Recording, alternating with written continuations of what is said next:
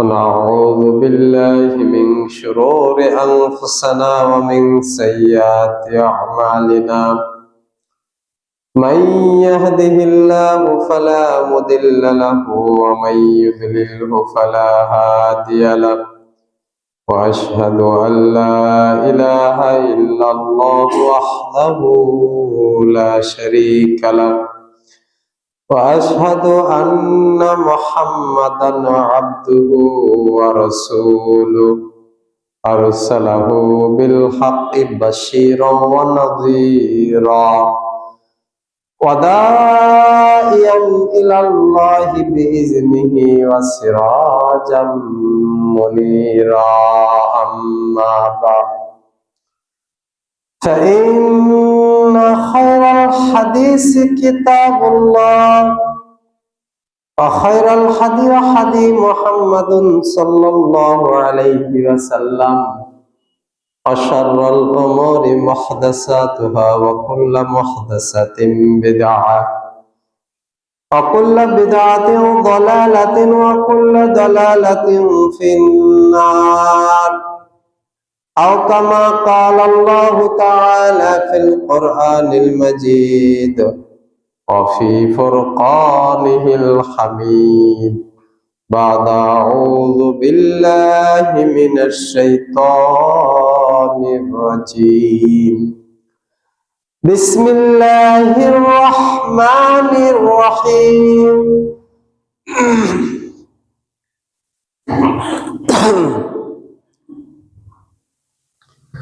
يا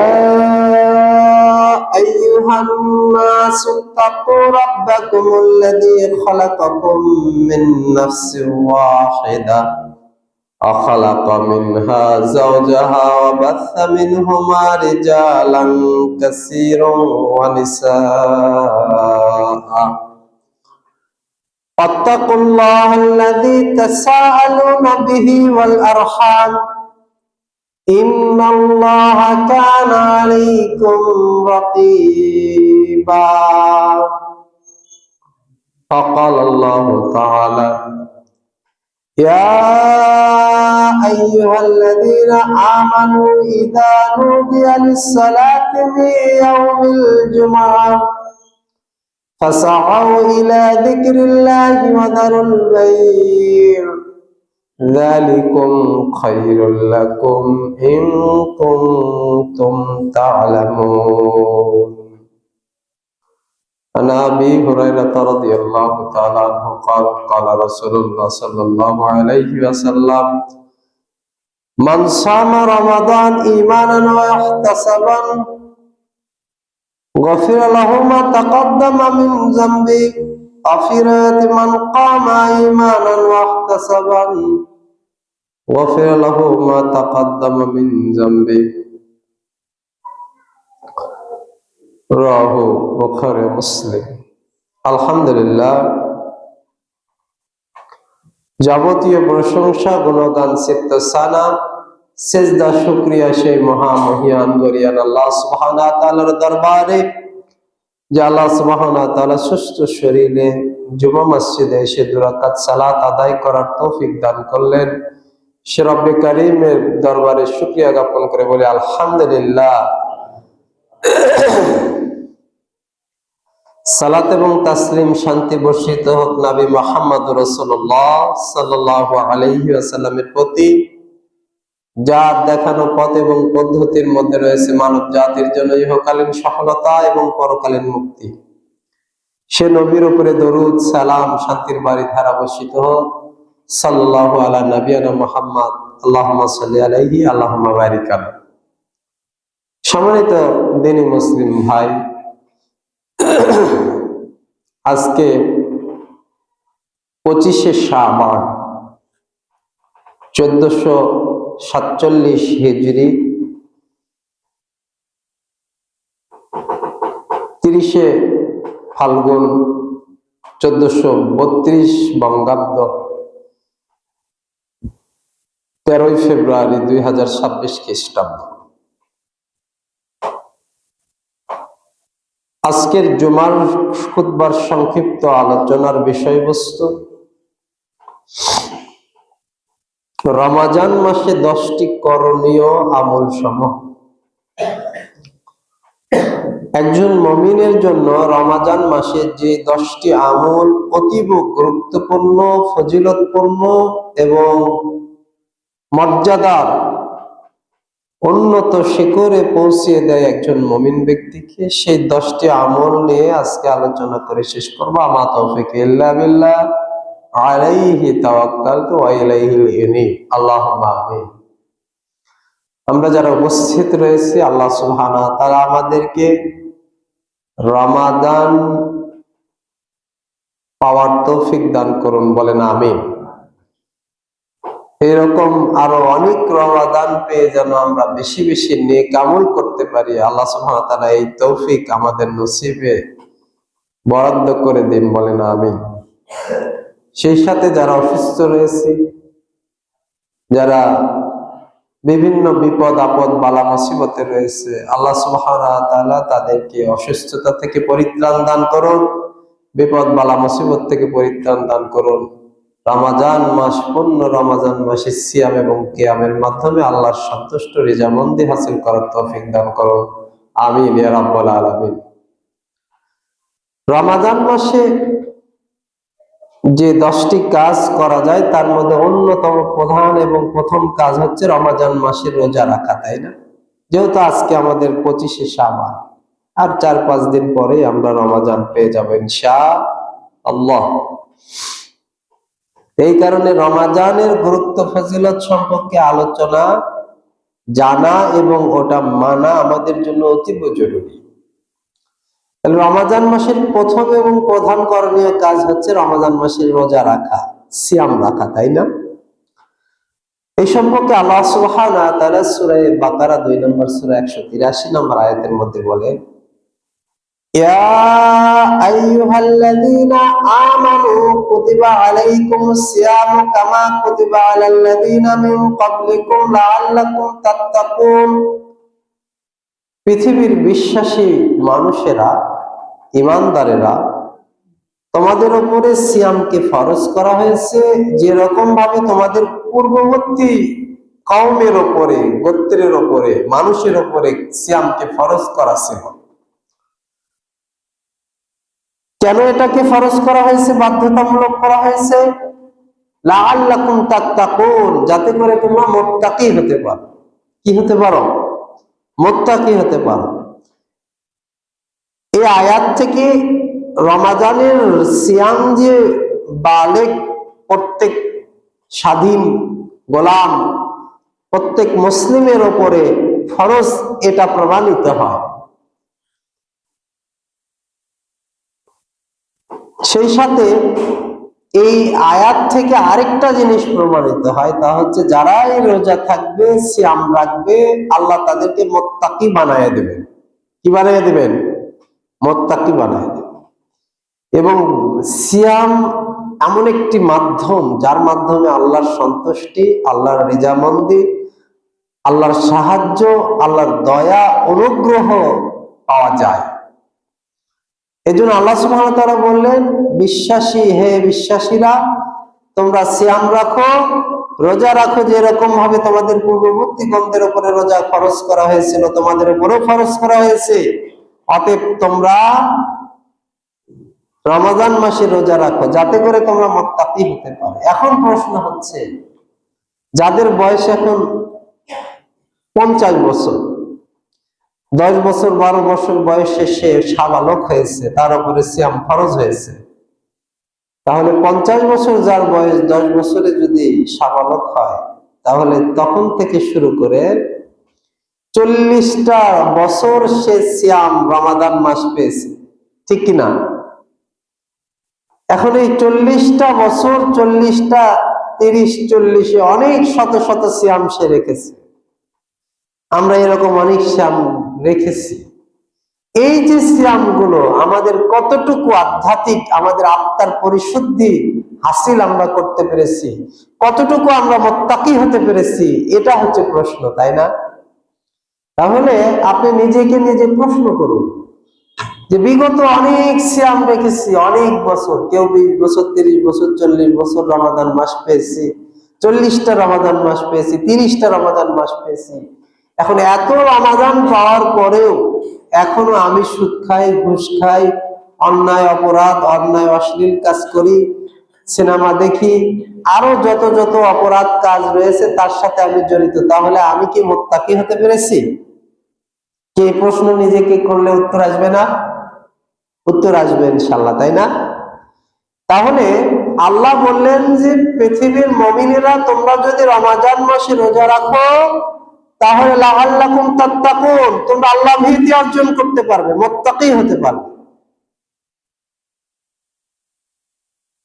এই জন্য রমজান মাসে আমাদের সবচেয়ে বড় করণীয় হচ্ছে রমজানে সিয়াম পালন করা, রমজানে সিয়াম পালন করা। সেই সাথে রাসূল মুহাম্মদ সাল্লাল্লাহু আলাইহি ওয়াসাল্লাম বলেন, সহিহ বুখারী হাদিস নাম্বার 38, মান সামা রমাদান ঈমানান ওয়া ইহতিসাবান, কোন ব্যক্তি যদি ঈমানের সাথে সওয়াবের আশায়, ঈমানের সাথে সওয়াবের আশায় পুরো মাস সিয়াম থাকে, রোজা থাকে, গফিরা লাহু মা তাকাদ্দামা মিন যামবি, তার অতীতের সব গুনাহগুলোকে আল্লাহ ক্ষমা করে দিবেন। সহিহ বুখারীতে হাদিস এসেছে। তাহলে কোন ব্যক্তি যদি কয়টি শর্ত দিয়েছেন? 2টি শর্ত। একটি হচ্ছে ঈমানান, ঈমানের সাথে, আল্লাহর প্রতি দৃঢ় ঈমান নিয়ে সিয়াম থাকতে হবে। শুধুমাত্র না খেয়ে থাকার নাম সিয়াম নয়। সুবহে সাদিক থেকে সূর্য অস্ত পর্যন্ত না খেয়ে থাকলে সিয়াম হয় না। আল্লাহ সুবহানাহু ওয়া তাআলা এই সিয়ামের বদৌলত দিবে, আপনাকে প্রতিদান দিবেন। এই সিয়ামের বিনিময়ে আল্লাহ রায়্যান নামক জান্নাতে আমাকে আপনাকে প্রবেশ করার সুযোগ করে দিবেন। শুধু তাই নয়, এই সিয়ামের পুরস্কার as-সাওমু লি ওয়া আনা আজজি বিহি, আল্লাহ বলবে বান্দা আমার জন্য সিয়াম থেকেছে, আমি নিজ হাতে তাকে পুরস্কৃত করব। তাহলে একটা নিয়ত থাকবে হচ্ছে ঈমানের সাথে, আর একটা হচ্ছে ইহতিসাবান, সওয়াবের আশা, যে আমি এই সিয়ামের মাধ্যমে আল্লাহর কাছ থেকে অনেক অনেক নেকি নিব, যেই নেকির মাধ্যমে আমি জান্নাতে যেতে পারবো, যেই নেকি দিয়ে আমার জান্নাতে যাওয়া যথেষ্ট হয়ে যাবে। এই রকমের সওয়াবের আশায়, এই রকমের ঈমানের সাথে আমাকে আপনাকে রোজা যদি থাকতে পারি, সিয়াম থাকতে পারি, তাহলে আমাদের অতীতের সব পাপ পঙ্কিলতাগুলোকে আল্লাহ সুবহানাহু ওয়া তাআলা এই রোজার মাধ্যমে ক্ষমা করে দেবেন। প্রিয় দিনী মুসলিম ভাইরা, তাহলে ইনশাআল্লাহ ইসলামের একটি সুন্দর সিস্টেম হচ্ছে, রাসূল সাল্লাল্লাহু আলাইহি ওয়াসাল্লাম বলেছে, কোন বান্দা যখন নেক আমল করার নিয়ত করে, নিয়ত করার সাথে সাথে তার আমলনামাতে একটা সওয়াব লেখা হয়ে যায়। সুবহানাল্লাহ। তাহলে আপনি যদি আজকে জুমা থেকে যে আল্লাহ আর 4-5 দিন পরেই, আগামী বুধবার বা বৃহস্পতিবার থেকেই সিয়াম, তা আমি এই পূর্ণ মাস রোজা থাকবো ইনশাআল্লাহ, এই নিয়ত করার সাথে সাথে 30টা নেকি আপনার আমলনামাতে লেখা হয়ে যাবে, 30টা সিয়ামের বদৌলতে। যখন বনি আদম সেই কাজকে সম্পাদন করে, সম্পূর্ণ করে, আল্লাহ সুবহানাহু ওয়া তাআলা বনি আদমের খুলুসিয়াতকে, আমলকে, নিয়তের সৌন্দর্যতা দেখে ওই ইবাদতকে 10 থেকে 700 গুণ পর্যন্ত বর্ধিত করে। সুবহানাল্লাহ। আর আদম সন্তান যখন কোনো গুনার নিয়ত করে, যতক্ষণ পর্যন্ত এই গুনার কাজটা সম্পাদন না করেছে ততক্ষণ পর্যন্ত তার গুনাহ লেখা হয় না। যখন সে গুনাহটা সম্পাদন করে, গুনাহটা করে ফেলে, তখন শুধুমাত্র ওই একটি গুনাহই লেখা হয়, তা বাড়ানো হয় না। সুবহানাল্লাহি বিহামদিহি সুবহানাল্লাহিল আযীম। তাহলে আল্লাহ সুবহানাহু ওয়া তাআলা চান আদমের ছেলে মেয়েরা যেন বেশি বেশি নেক আমল করে, বেশি বেশি আমলে সলেহ করে তারা জান্নাতে যেতে পারে। তিনি চান না তার কোনো বান্দা এত সুন্দর করে, এত নিয়ামত দিয়ে যাকে সৃষ্টি করেছে, এই নিয়ামতপূর্ণ এই সুন্দর সৃষ্টিকে আল্লাহ সুবহানাহু ওয়া তাআলা আগুনে নিক্ষেপ করতে চান না। প্রিয় দিনী মুসলিম ভাইরা, বলতেছিলাম যে রমজান মাসে সিয়াম রাখতে হবে। যদি ঈমানের সাথে সওয়াবের আশায় সিয়াম রাখতে পারি, রোজা রাখতে পারি, তাহলে অতীতের সব গুনাহ মাফ হয়ে যাবে। রমজান মাসে আরেকটি আমল, তা হচ্ছে সারা বছর আপনি সালাত আদায় করেন, কখনো বাড়িতে পড়েন, কখনো জামাতে পড়েন, কখনো অফিসে পড়েন, কখনো আদালতে পড়েন, যেখানে সুযোগ পান সেখানে পড়েন। তবে রমজান মাসে একটি ভালো এবং ইবাদত উপযোগী আমল হচ্ছে 5 ওয়াক্ত সালাতকে জামাতের সাথে আদায় করা। আমি বলছি না যে অন্য সময় আপনি 5 ওয়াক্ত সালাত জামাতে পড়বেন না। আল্লাহ সুবহানাহু ওয়া তাআলা কোরআনুল কারীমে সূরা বাকারা 43 নম্বর আয়াতের মধ্যে বলেন, ওয়াকিমুস সালাতা ওয়া ইতাইজ যাকাতি ওয়ারকাউ মা'আর রাকিন, তোমরা সালাত আদায় করো, সালাত কায়েম করো, যাকাত প্রদান করো এবং রুকুকারীদের সাথে রুকু করো। একজন বালেগ পুরুষের জন্য একেবারে 5 ওয়াক্ত সালাতকে জামাতে আদায় করা তার জন্য ফরজ, পড়তে তিনি বাধ্য। একজন বালেগ পুরুষের জন্য 5 ওয়াক্ত সালাত আদায় করতে বাধ্য আপনি মসজিদে এসে। বলতেছিলাম সারা বছর যা হয়ে গেছে, আপনি অতীতের জন্য ক্ষমা প্রার্থনা করুন এবং এই রমজান মাসে আপনি একটা জোরালো প্রস্তুতি গ্রহণ করুন যে আমি 5 ওয়াক্ত সালাত একেবারে ফজরে যেহেতু উঠতে সমস্যা হবে না, সাহারি খেয়ে একেবারে ইমামের পেছনে মুয়াজ্জিনের সাথে পাশে দাঁড়িয়ে কাঁধে কাঁধ মিলে সালাত আদায় করব পুরো রমজান মাস। রাসূল সাল্লাল্লাহু আলাইহি সাল্লাম বলেছে, যে ব্যক্তি 40 দিন ইমামের পিছনে তাকবীরে উলার সাথে সালাত আদায় করতে পারবে, আল্লাহ সুবহানাহু ওয়া তাআলা গাফিল মুসলিমদের খাতা থেকে তার নাম কাটা দিবেন। গাফিল মুসলিম বোঝেন তো? আজান হচ্ছে, দোকানে বসে আছে। কয়েকদিন তো ভোটের সময় দেখলাম আমি কি যে গল্প করলো আর আড্ডা, এই সেই, একে অপরের দুর্নাম, গীবত, পরনিন্দা। সালাতের সময় পার হয়ে গেল, জহর গেল, আসর গেল, কত যে সময় নষ্ট করলেন আপনি। আল্লাহুস সামাদ। এদেরকে বলে গাফিল মুসলিম। কি বলে? এরা গাফিল মুসলিম। এরা পরোয়া করে না যে আজান হয়ে গেছে আমাকে মসজিদে যেতে হবে, পরোয়া করে না হাইয়া আলাস সালাহ, আল্লাহ বলেছে যে তোমরা নামাজের জন্য আসো, মুয়াজ্জিন পক্ষ থেকে ডাক হয়েছে, হাইয়া আলাল ফালাহ, তোমরা তোমাদের কল্যাণের জন্য আসো, তারা পরোয়া করে না।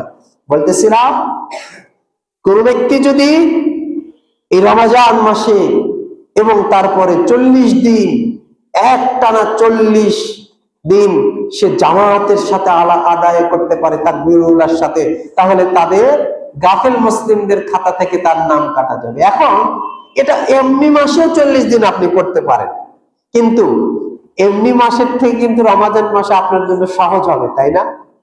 আপনি একেবারে টাইম টু টাইম ধরে একবারে মুসাল্লায় উপস্থিত হতে পারবেন। রমজান মাস সব জায়গায় সার আছে, তাই না?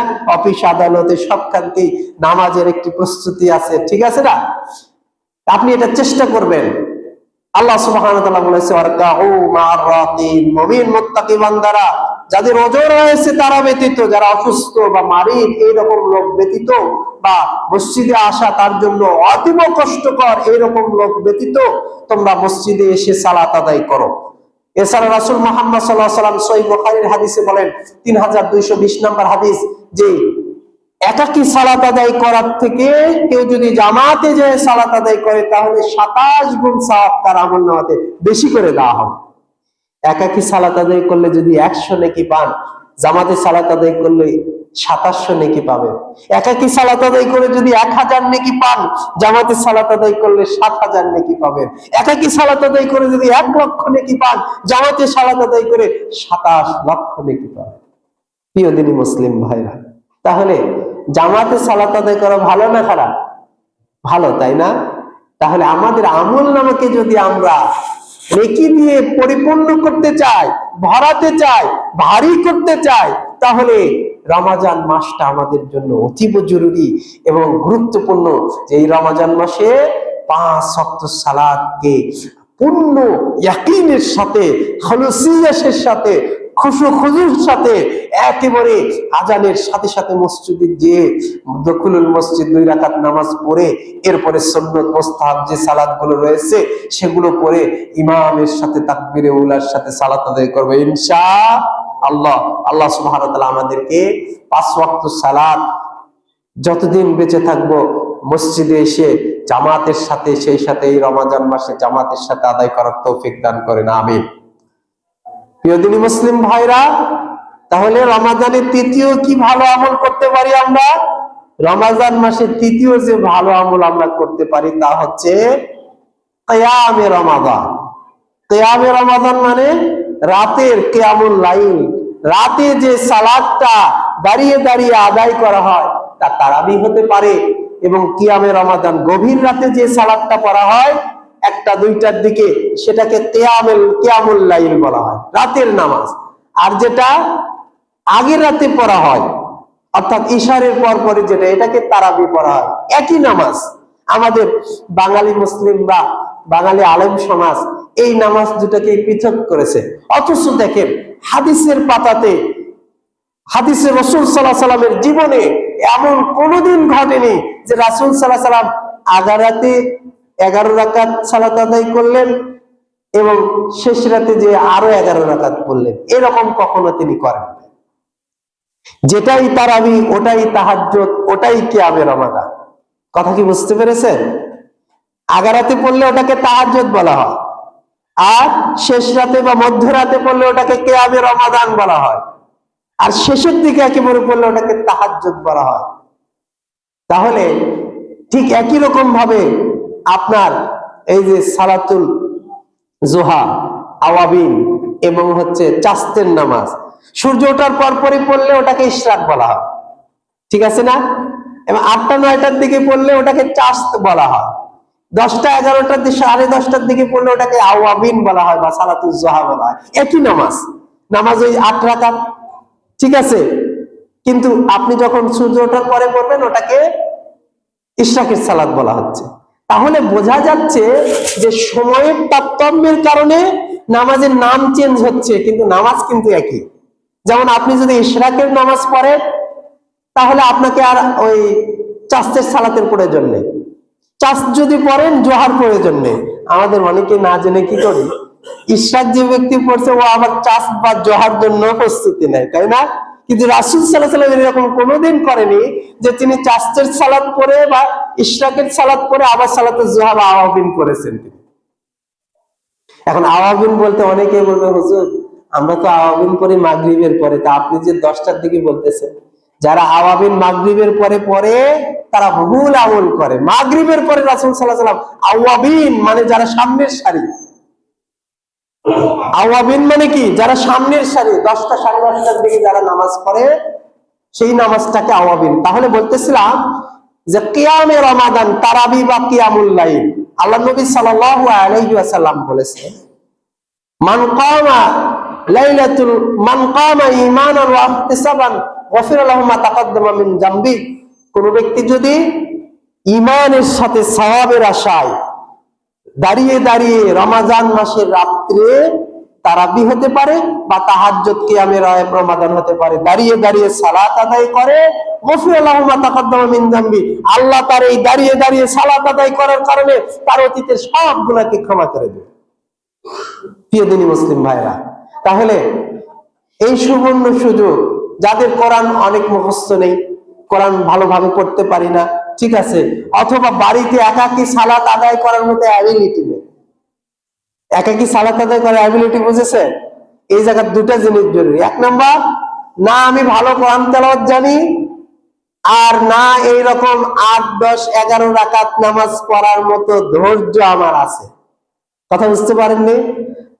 যদি এটা থাকে, একাকী 2 ঘন্টা 2.5 ঘন্টা 1 ঘন্টা সালাত আদায় করার ধৈর্য বা সেই রকম কোরআন তেলাওয়াত আপনার জানা থাকে, তাহলে একাকী সালাত আদায় করাই আপনার জন্য উত্তম। আর যদি মনে করেন না আমার পক্ষে এটা সম্ভব না, বাড়িতে আসলেই তো আমি ঘুমিয়ে যাই, তাই না, তাহলে আপনার জন্য জামাতে সালাত আদায় করতে হবে, তারাবির সালাত। আপনার জন্য জামাতে তারাবির সালাত আদায় করতে হবে। কিন্তু আপনি যে ঘুমিয়ে থাকবেন, তাহলে আপনি এই হাদিসের আওতায় আসতে পারবেন না।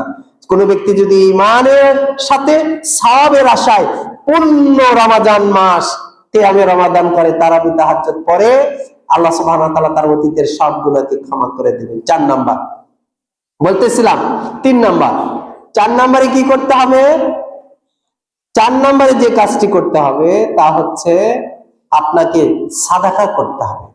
রমজান মাস এমন একটি মাস যেই মাসে আল্লাহ সুবহানাহু ওয়া তাআলা নবী সাল্লাল্লাহু আলাইহি ওয়াসাল্লাম বলেছেন, আবু হুরায়রা থেকে বর্ণিত, যে রাসূল সাল্লাল্লাহু আলাইহি ওয়াসাল্লাম রমজান মাস আসলে যেরকম আসমান থেকে বৃষ্টি বর্ষণ হয়, বৃষ্টি কি একের পর এক ফোঁটা পড়তে থাকে, তাই না? রাসূল সাল্লাল্লাহু আলাইহি ওয়াসাল্লামের ডানের হাতগুলো প্রবাহিত বাতাসের মতো বা আসমান থেকে বাড়ি ধারার মতো বৃষ্টির মতো তার দান এভাবে বর্ষণ হতো। সুবহানাল্লাহ। রমজান মাস আসলে রাসূল সাল্লাল্লাহু আলাইহি ওয়াসাল্লাম খুব দান করতেন। এটা এই নয় যে রাসূল সাল্লাল্লাহু আলাইহি ওয়াসাল্লাম অন্য মাসে দান করতেন না, রাসূল সাল্লাল্লাহু আলাইহি ওয়াসাল্লাম অন্য মাসেও দান করতেন, কিন্তু রমজান এসে গেলে রাসূলের দান খুব বেড়ে যেত। এজন্য আল্লাহ সুবহানাহু ওয়া তাআলা বলেন, ওয়ানফিকু মিম্মা রাযাকনাকুম, হে মুমিনরা তোমরা আল্লাহর রাস্তায় ব্যয় করো, তোমাদের টাকা পয়সা অর্থ সম্পদ ভালোবাসার জিনিসগুলো আল্লাহর রাস্তায় ব্যয় করো। মিন ক্বাবলি আইয়াতি আহাদাকুমুল মাউত, তোমাদের মৃত্যু আসার পূর্বে। কেননা যখন লাউলা আখারতানি ইলা আজালিন করিব, মৃত্যু তোমাদের নিকটে চলে আসবে, তখন তোমরা বলবে আল্লাহ আমাকে একটু সময় দাও, ফাসাদদাকা ওয়া আকুম মিনাস সালিহিন, আমি দান করব।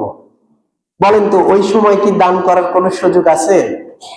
মানুষ বলে যখন ইলা উলকিয়া ফিল হুলকুম, আত্মাটা তার গলায় চলে আসে, কণ্ঠনালীতে চলে আসে, তখন বলে আব্দুর রহমান, ওই যে রাস্তার পাশে ওই জমিটা তোমার, বগুড়া শহরের দোকানটা আছে এটা তোমার, ফাতেমা এই বাড়িটা তোমার। আচ্ছা বলেন তো, এটা যদি নাও বলে বাড়ি ঘর ভাগ হবে কি হবে না?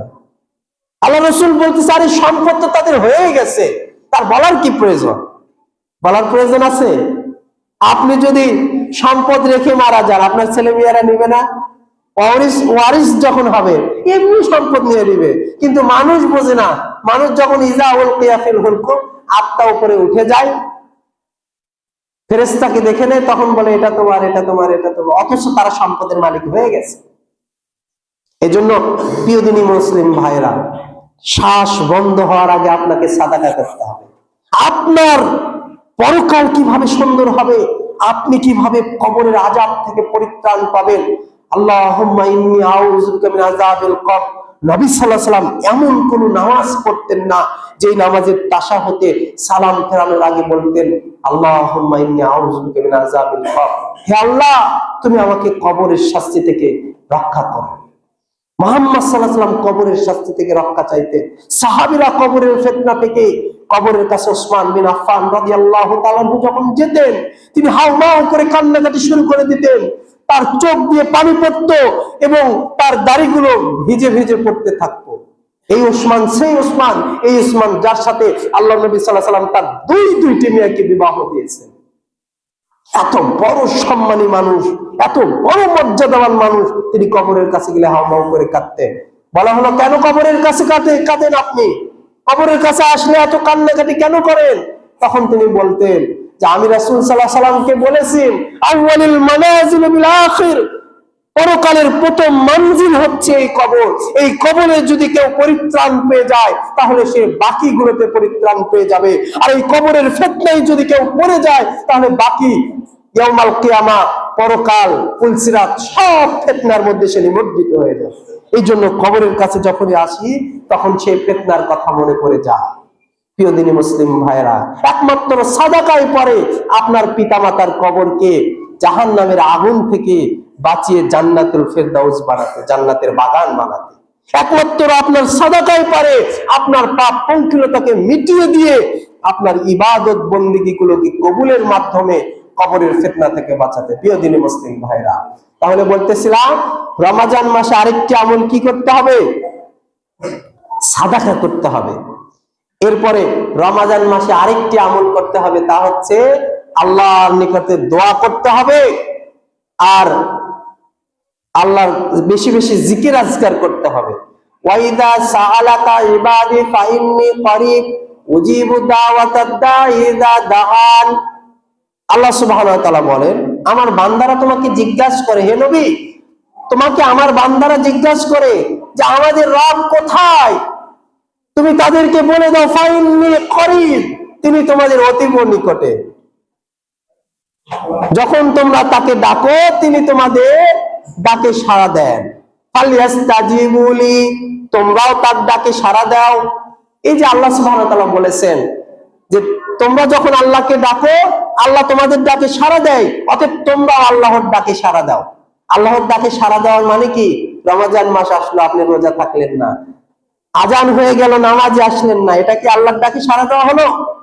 বরং আজান হয়ে যাওয়ার সাথে সাথে মসজিদে চলে আসা, রমজান মাস আসার সাথে সাথে পাপগুলোকে ছেড়ে দিয়ে একেবারে ঈমানকে মজবুত করে নবায়ন করে একেবারে সিয়াম থাকা, এগুলো বলা হয় ফালিয়াস্তাজিবুলি, আল্লাহর ডাকে সাড়া দেওয়া। আর কি করতে হবে? মহান আল্লাহ সুবহানাহু ওয়া তাআলা বলেন যে ফাযকুরুনি আযকুরুকুম, হে মুমিন মুত্তাকি বান্দারা, তোমরা আমাকে ডাকো, আমি তোমাদের ডাকে সাড়া দেব। তাহলে আল্লাহকে বেশি বেশি ডাকতে হবে এই রমজান মাসে। আপনি সিয়াম রয়েছেন, এর পাশাপাশি আপনি বেশি বেশি করে আল্লাহকে ডাকেন, সুবহানাল্লাহ, আলহামদুলিল্লাহ, আল্লাহু আকবার। মাঠে রয়েছেন, ঘাটে রয়েছেন, বাজারে রয়েছেন, অফিসে রয়েছেন, সবসময় ইস্তেগফার করুন। রমজান মাস হচ্ছে ক্ষমার মাস, রমজান মাস হচ্ছে রহমতের মাস, রমজান মাস হচ্ছে নাজাতের মাস। আপনি বেশি বেশি করে আল্লাহর কাছে আপনার বিগত দিনগুলোর পাপের জন্য, পঙ্কিলতার জন্য আল্লাহর কাছে ইস্তেগফার করুন। তাহলে রমজান মাসে আরেকটি কি করব? বেশি করে আল্লাহর কাছে দোয়া করব এবং ইস্তেগফার করব ইনশাআল্লাহ। রমজান মাসে আরেকটি বড় আমল হচ্ছে কোরআনুল কারীমের তেলাওয়াত। মহান আল্লাহ সুবহানাহু ওয়া তাআলা বলে, ইন্না আনজালনাহু ফি লাইলাতিন মুবারাকা ইন্না কুন্না মুনজিরিন, আমি রমজান মাসে এক বরকতময় রাতে কোরআনকে নাজিল করেছি। ইন্না আনজালনাহু ফি লাইলাতিল কদর, সেই রাতটি হচ্ছে কদরের রাত্রি। সেই রাত কি? কদরের রাত্রি। হাজার মাস অপেক্ষা একটি রাত্রি, হাজার মাসের থেকে উত্তম একটি রাত্রি হচ্ছে কদরের রাত্রি। এই কদরের রাতে রমজান মাসে আমি কোরআনকে নাজিল করেছি। তাহলে কোরআন নাজিল হয়েছে রমজান মাসে এবং কদরের রাত্রে। তাহলে রমজান যেহেতু কোরআন নাজিলের মাস, তাহলে এই মাসে কি করতে হবে? বেশি বেশি করে কোরআন তেলাওয়াত করতে হবে। আল্লাহ নবী সাল্লাল্লাহু আলাইহি ওয়াসাল্লাম বলেছেন যে রমজান মাস আসলে জিবরাইল প্রতি রাত আমার কাছে আসতো, আর আমি কোরআন তেলাওয়াত করে করে করে করে জিবরাইলকে শোনাতাম। সুবহানাল্লাহ। রাসূল সাল্লাল্লাহু আলাইহি ওয়াসাল্লাম জিবরাইলকে কেন শোনাতেন? মুফাসসির ইকরাম বলেছেন যে যেহেতু জিবরাইল আমিন লাউহে মাহফুজ থেকে কোরআন নিয়ে এসেছেন, আল্লাহ একসাথে কোরআনকে কি করে দিয়েছেন? ফি লাউহে মাহফুজ, লাউহে মাহফুজে আল্লাহর পক্ষ থেকে একবারে গ্রন্থ আকারে লাউহে মাহফুজে রেখে দিয়েছেন। রাসূল সাল্লাল্লাহু আলাইহি ওয়াসাল্লামের নবুয়তি 23 বছরের জিন্দেগিতে একটু একটু করে জিবরাইল আমিন বিভিন্ন প্রয়োজনে সেই কোরআনকে রাসূলের উপরে নিয়ে এসেছেন। এখন এই কোরআন যে জিবরাইল আনলেন, শিক্ষককে জিবরাইল আমিন, তাই না? ছাত্রকে মুহাম্মদ সাল্লাল্লাহু আলাইহি ওয়াসাল্লাম।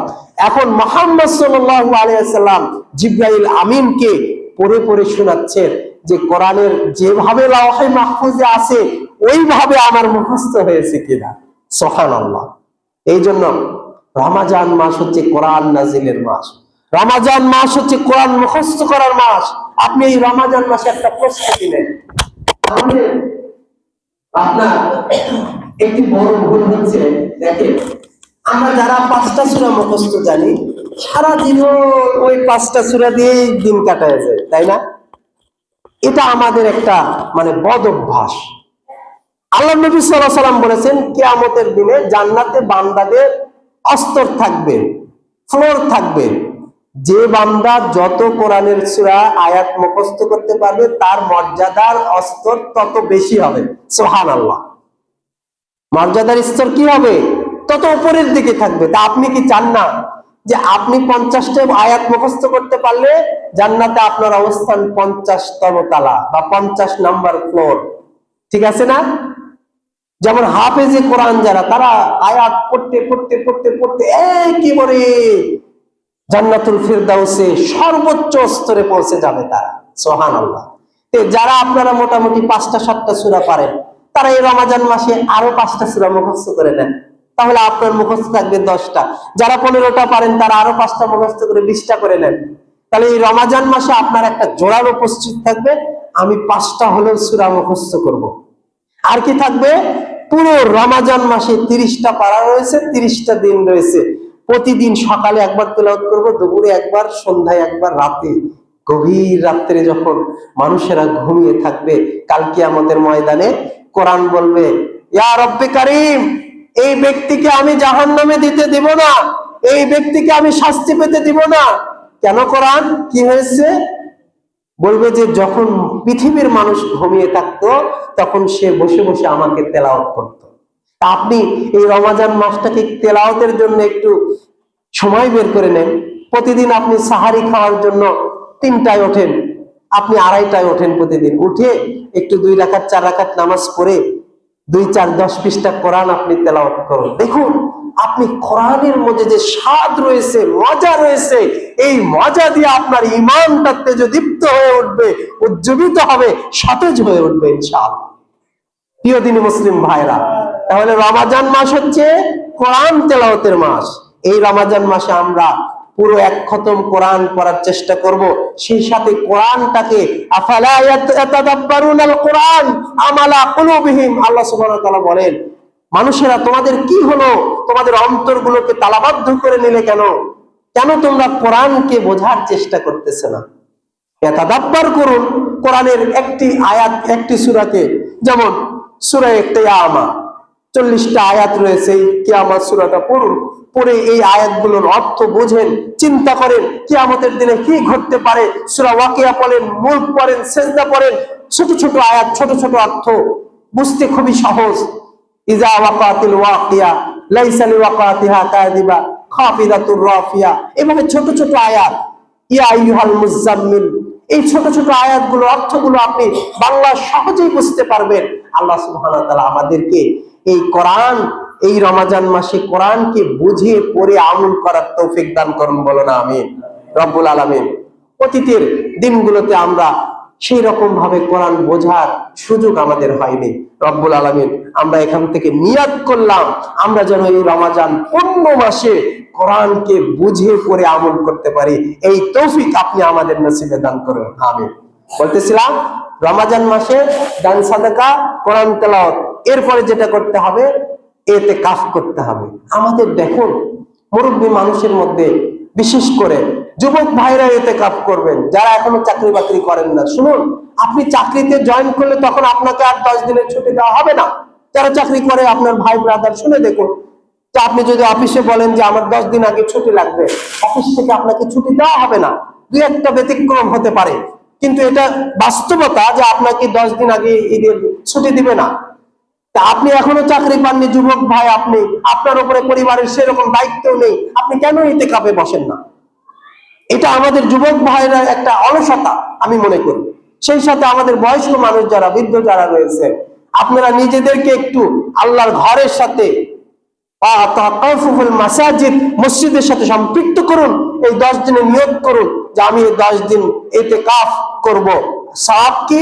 আল্লাহ নবী সাল্লাল্লাহু আলাইহি ওয়াসাল্লাম বলেছেন যে কোন ব্যক্তি যদি মান কামা ঈমানান ওয়া ইহতিসাবান গফির লাহু মা তাকাদ্দামা মিন যামবি, কোন ব্যক্তি যদি সওয়াবের আশায়, ঈমানের সাথে কোন ব্যক্তি যদি মসজিদে অবস্থান করে, ইতিকাফ করে, লাইলাতুল কদরকে তালাশ করে, আল্লাহ সুবহানাহু ওয়া তাআলা তার অতীতের সব গুনাহগুলো ক্ষমা করে দিবেন। আর ইতিকাফে থাকলে লাইলাতুল কদর পাওয়ার সম্ভাবনা সবচেয়ে বেশি, তাই না? আপনি ঘুমিয়ে থাকুন মসজিদে, তারপরও লাইলাতুল কদরের সওয়াব আপনি পেয়ে যাবেন। কিভাবে পাবেন?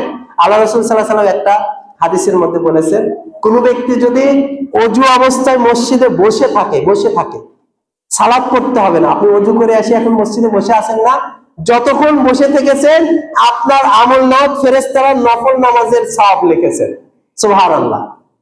এজন্য মসজিদে বসে যদি অজু অবস্থায় বসে থাকে তাহলে আপনার ওই নফল নামাজের সওয়াব লাগবে।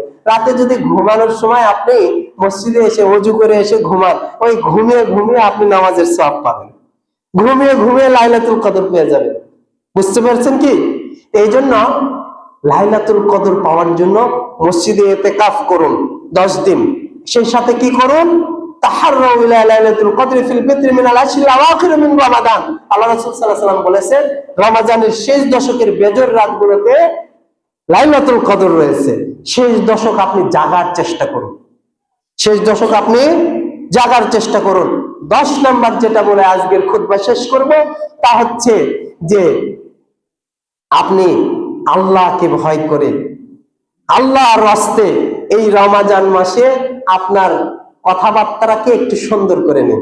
আপনার কথাবার্তাগুলোকে মানে আপনার যে বদ অভ্যাস, গালিগালাজ আর অশ্লীল কথা, প্রিয় দিনী বোন, আপনার যে গীবত পরনিন্দা করার অভ্যাস আর মানুষের উচ্চা রটানোর অভ্যাস, আল্লাহর রাস্তে এগুলো আপনি ছেড়ে দিন। আল্লাহ রাসূল সাল্লাল্লাহু আলাইহি ওয়াসাল্লাম বলেছে, কোন ব্যক্তি যদি মাল্লাম ইয়াদু কাওলা জুর ওয়া আমালু বিহি আয়াদু আতামা ওয়া শারাবাহু মাল্লাম ইয়াতাসান্না, কোন ব্যক্তি যদি রমজান মাসে সিয়াম থাকলো অথচ মিথ্যা কথা এবং অন্যায় কাজ থেকে নিজেকে বিরত রাখতে পারলো না, তার খানা পিনা বর্জন করাতে আল্লাহর কিচ্ছু এসে যায় না।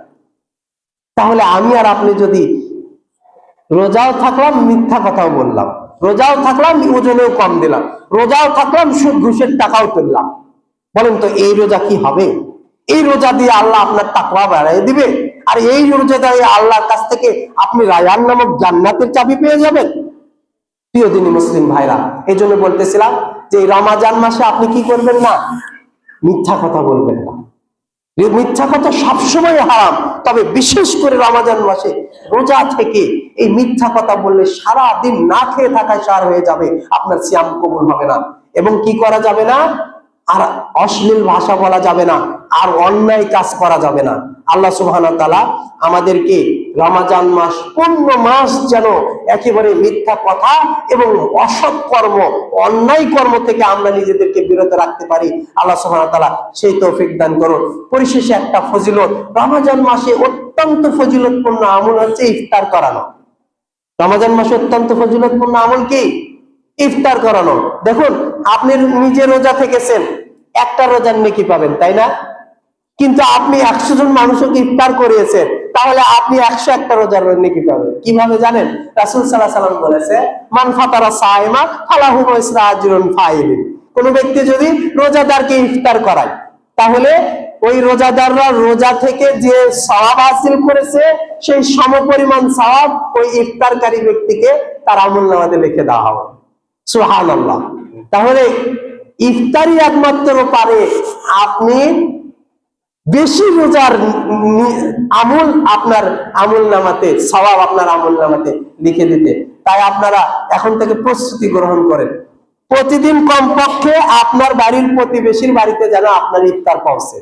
তাহলে মোটামুটি আপনার প্রতিবেশীর বাড়িতে যদি 1 প্লেট খাবার আপনি প্রতিদিন পৌঁছতে পারেন, প্রতিবেশী 2 জন 3 জন খেলে আপনার মনে করেন ওই 2 জন 3 জনের রোজা থাকার সওয়াব আপনার আমলনামাতে লেখা হবে। এটা আপনার সহজ করে দিলাম। আপনি খাচ্ছেন, 3 জন 4 জন মানুষ প্রতিদিন খাচ্ছেন, সেখান থেকে 2 জন মানুষকে যদি খাবার দেয় কম পড়বে কি? কমবে না, ইনশাআল্লাহ আল্লাহ বাড়ায়া দিবেন। আর এরপরে মসজিদ আছে, মাদ্রাসা আছে, মহল্লা রয়েছে, ঠিক আছে না? ওটা বড় পরিসরে। কিন্তু আপাতত আপনি আপনার বাড়ি থেকে প্রতিদিন আপনার প্রতিবেশীকে ইফতার দেন, দেখেন আপনি আত্মতৃপ্তি পাবেন। রোজার যে সওয়াব, রোজার যে খুশু, রোজার যে খুলুসিয়াত, এগুলো হাসিল করতে পারবেন। বলতেছিলাম যে রমজান মাসে 10টি নেক আমল, এই নেক আমলগুলো আল্লাহ সুবহানাহু ওয়া তাআলা আমাদেরকে করার তৌফিক দান করুন রব্বুল আলামিন। আমরা যারা এখানে উপস্থিত হয়েছি, আমাদের অতীতের জন্য আমরা লজ্জিত, আমরা অনুতপ্ত, কায়মানুবাক্যে এই জুমার খুতবা থেকে আপনার কাছে ক্ষমা প্রার্থনা করতেছি রব্বুল আলামিন। আমাদের ছোট বড়, প্রকাশ্য অপ্রকাশ্য, রাতে দিনে করা গুনাহগুলোকে আপনি ক্ষমা করে দিন। রব্বুল আলামিন আমাদের পিতামাতা আত্মীয় স্বজন যারা অসুস্থ রয়েছে তাদেরকে শিফায়ে আজেলা শিফায়ে কামেলা দান করুন। রব্বুল আলামিন যারা আমরা রমাজানের সিয়ামের নিয়াত করেছি আমাদেরকে সুস্থ শরীরে পূর্ণ মাস রোজা থাকার তৌফিক দান করুন। রব্বুল আলামিন আমরা আমাদের পিতামাতা আত্মীয় স্বজন যারা মারা গিয়েছে তাদের কবরগুলোকে প্রশস্ত করে দিন, আলোকিত করে দিন, তাদেরকে ক্ষমা করে দিন, মাফ করে দিন। সুবহানাকা আল্লাহুম্মা বিহামদিকা আশহাদু আল্লা ইলাহা ইল্লা আনতা আস্তাগফিরুকা ওয়া আতুবু ইলাইক।